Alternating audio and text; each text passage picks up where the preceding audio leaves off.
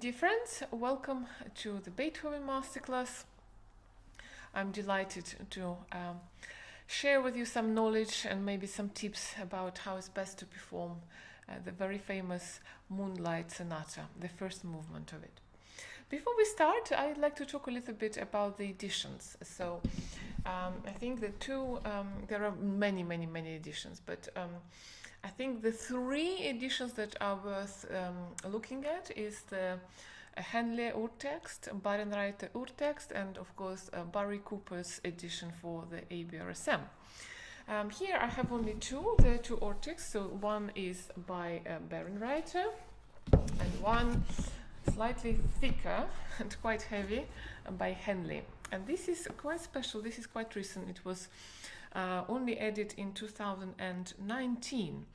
And what's special about it that it's an edition that Mari Pariah has done together with Dr. Gertsch, the main sort of editor of the Henle editions. Let's start a little bit with Beethoven, and of course Beethoven and Barenreiter. We all here talk about Beethoven.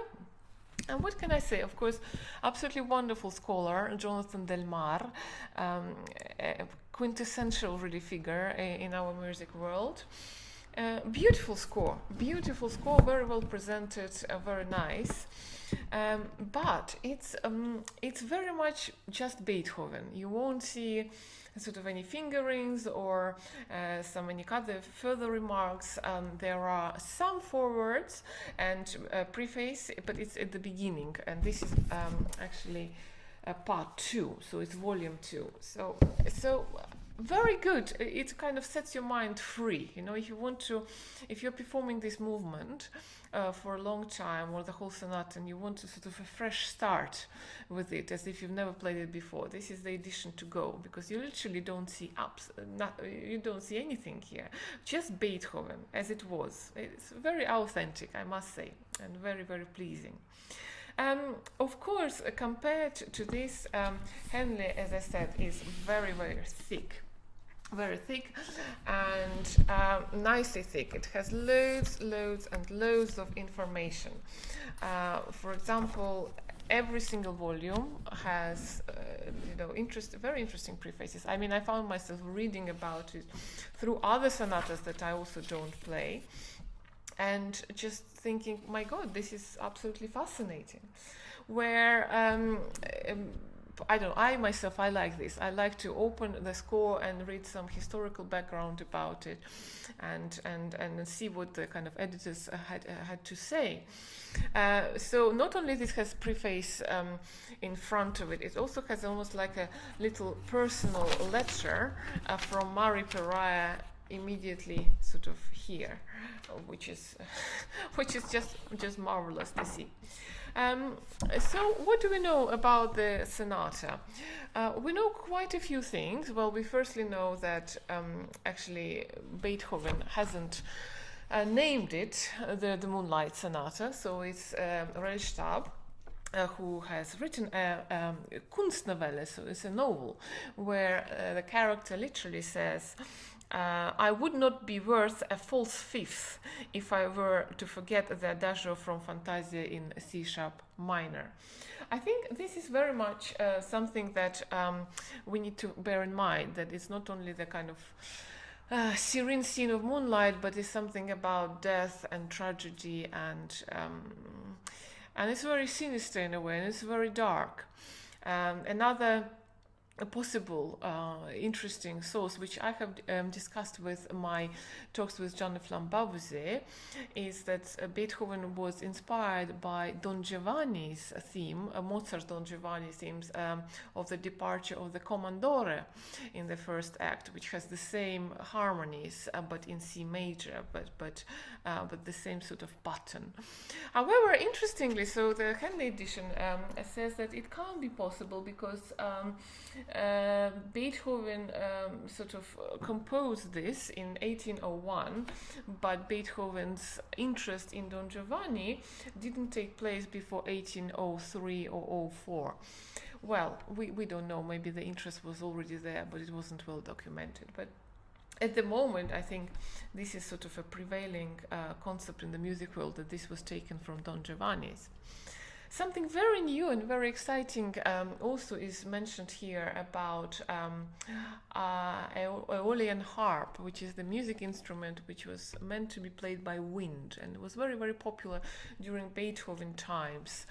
So popular that Beethoven took notes where to buy this instrument, so inspired he was. And again, if we come back to this sort of idea where the wind is sort of like the god, and it touches the strings of this instrument and it just plays, and it's the music of the god. It paints a very, very beautiful picture, I think. It's I would like to read something out which might also kind of be useful to have the spirit that they were all about. It's extract from Dalberg's thing. In the blue, ever cheerful air, which no mortal eye can penetrate, floats an island of clouds, inhabited by ethereal spirits. No burning ray of sunshine pierces its hazy circle, only the moon's pale silvery rays illuminate it. Rocked there in sweet dreams, there are souls of men who were torn away from life too soon, their earthly desires unfulfilled, innocent children, star-crossed lovers, friends separated before their time. And so it all goes on. This is something very thoughtful and very beautiful and quite tragic, and I think this is something that probably is more relevant than just a very nice title of a Moonlight Sonata. And this is all sources which I found, that was very new to me, and I discovered them by reading this wonderful edition. There are other kind of things about, how Beethoven fell out with his publishers and things like that, how he was not so happy, and of course everyone touches the subject of the pedal, because Senza Sordini and Beethoven's times met with the pedal, and of course now the pianos are designed in such a way that we can't just play all the harmonies on one pedal. It will be very, very dirty. But what I like here is the quote by Amari Pereira, which says it's actually sort of a pedal sound that you need. I think this is a very good description of it. Well, so I think we can move on to sort of my little tips for you to play if you find them useful, and if you study this sonata, that might be helpful. So the first thing, again, let's start with the pedaling. I think it's interesting to explore these kind of blurred sounds and, of course, changing of the pedal, which probably doesn't have to happen in the second bar. So listen to this.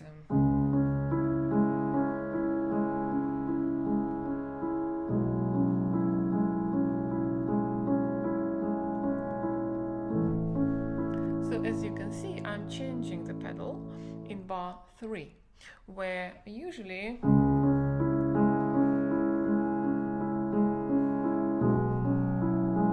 it depends on the piano, I must say, because some of the pianos have enormous basses and this would sound just very strange and very silly. But actually, it kind of gives you a bit of a sort of interesting, sophisticated blur, which I personally like very, very much. And then after this, you resolve into the A major. I also make a slight crescendo into the second bar. Let's hear it again.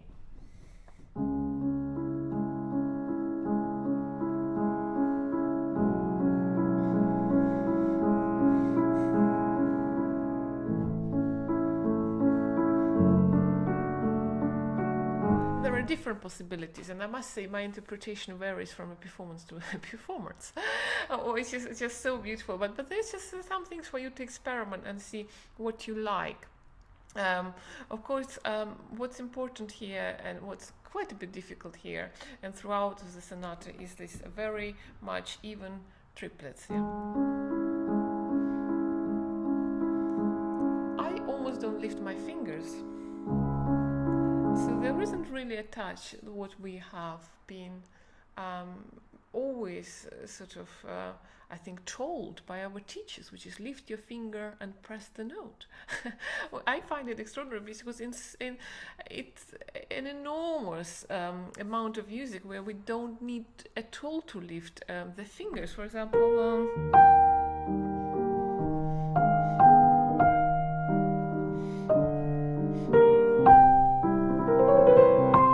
I play with my weight and I don't really lift my fingers. Or we can have the Debussy, where the fingers just lie and they just press. So I think this is very much the kind of impressionist sound that you want to create. And definitely avoid lifting and pressing. Look what happens.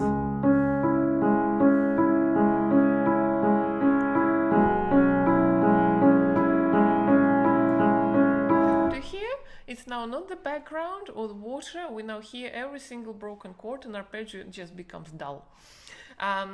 Very much this is the background. This is something that you want to see be a little bit off, and you don't want to hear every single note. In fact, even if you have a note that drops, that is actually doesn't going to make much difference. I mean, ideally you don't drop any notes. Also, interesting pedal possibility is in bar 4, where you don't change every single harmony.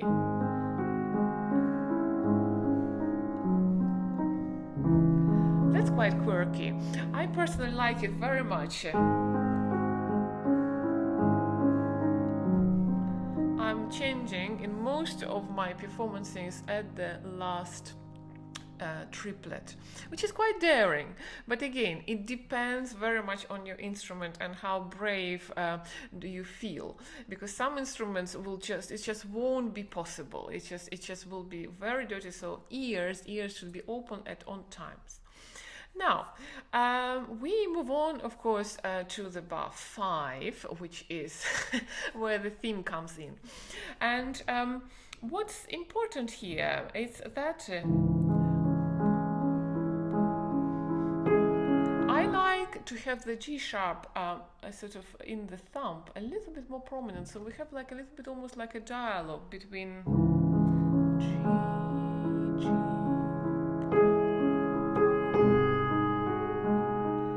and then the thumb is almost kind of sort of reflecting. It's almost like an echo effect. So you kind of have a double voicing. You know, there's a sort of some kind of a polyphony here with the G, da, da, da, da, da. Pulsing. It can be also, you know, you can imagine this with your heartbeat, something very much there all the time.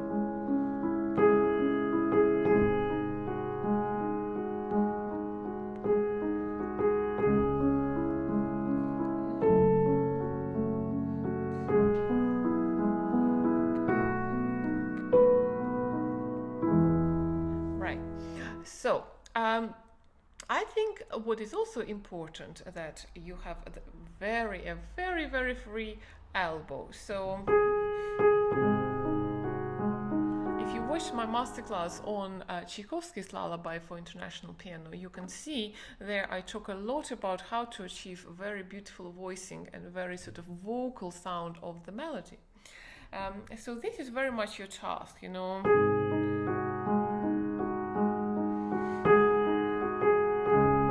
Slight crescendo and the release.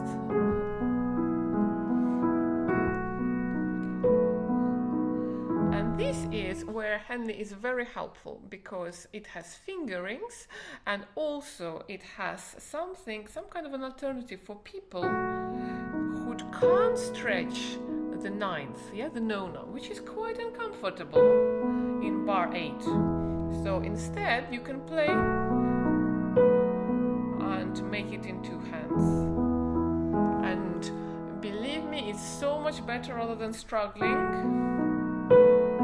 And I don't struggle, but still, anything there that trips your melody, that would be a colossal mistake. So I do recommend very much, if you have problems, dividing it.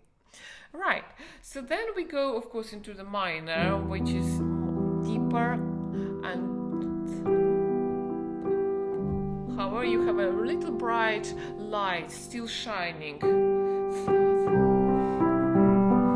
make sure you really listen for the diminished, right? And then a resolution. This is the power of the harmony, where diminished were a source of scare and horror. It can't be underestimated how important this is, that we really look for it and really make it sound scary before we release.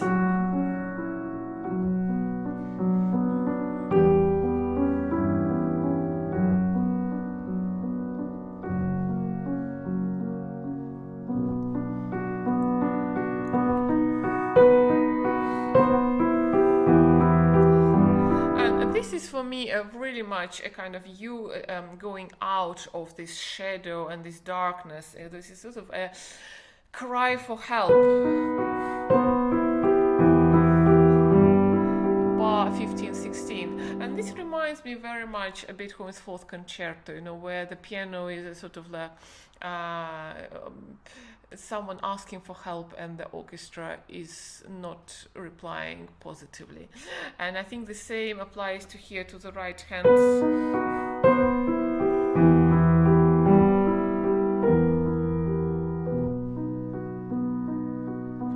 Right, so this is very, very important that you have this dialogue.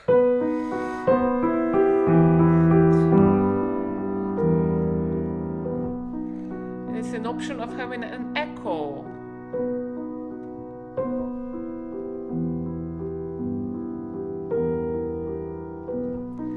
And when I play the echo, I don't change the pedal.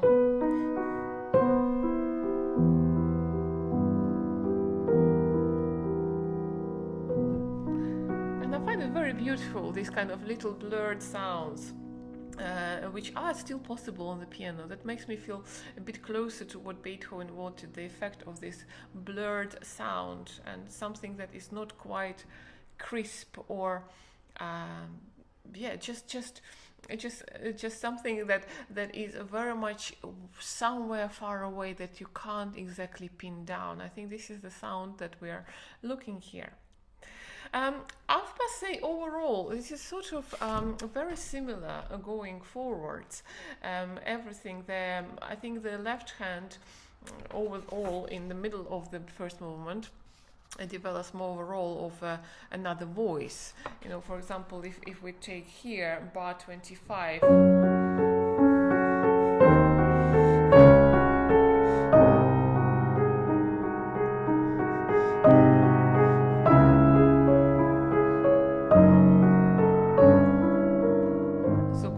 A lot of volume, and certainly it's already voicing there, not just the harmony.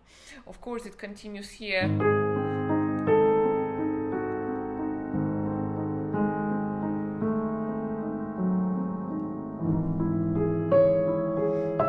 And I think it's very difficult, but should be done, to distinguish with this kind of sound of the hope or asking, someone asking. Dark answer.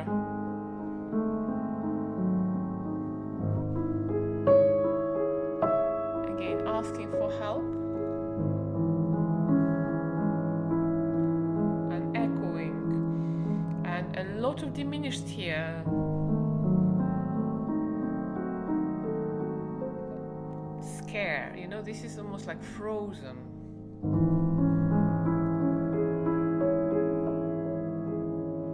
Then another diminished.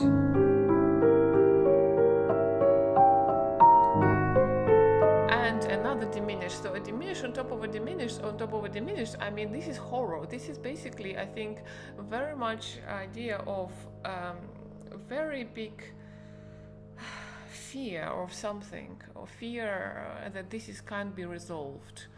And this question after a question after a question that gets really high but still can't be resolved because you go down with the diminished.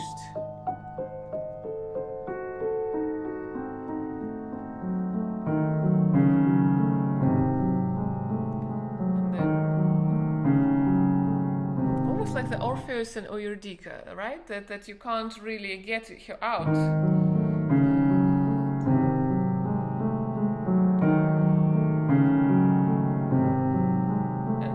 Time is different. It's important to highlight that. Some major.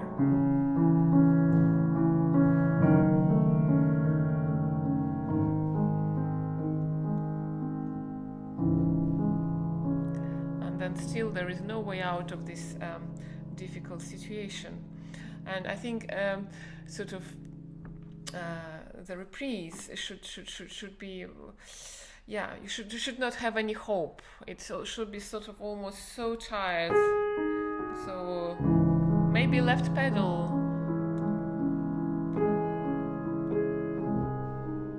Yeah, it should sound, I think, tired and almost hopeless. And it's the return to the unanswered questions and to the difficult